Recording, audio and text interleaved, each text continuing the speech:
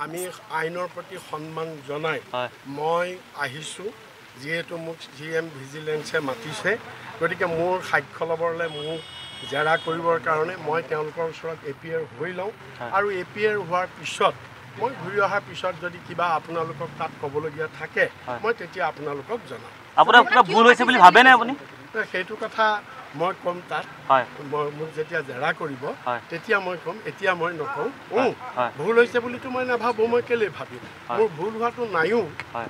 হোৱাটো নাইও গতিকে মই সেইটো ভুলৰ কথাটো নাহেই ইয়াত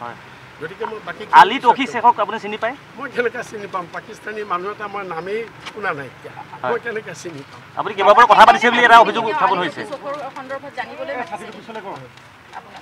নাই সেইটো লিখিছে তেখেতসকলে মইতো চিনি নাপাওঁ জানি নাপাওঁ মই কোনোদিন পাকিস্তান গৈও পোৱা নাই গতিকে মই কি ক'ম গৌৰৱ গগৈ যোৱা সময়ত আপুনি কথা পাতিছিল নেকি তেওঁৰ সৈতে পাকিস্তান যোৱা সময়ত আপুনি গৌৰৱ গগৈৰ সৈতে কথা পাতিছিল মই এই বিষয়ে একো নাজানো শুনক আপোনালোকে মোক পুলিচৰ গাতে জেৰা কৰি থাকিলে কিটো হ'ব মই যিটো নাজানো মই যিটো ক'ব লাগে তাত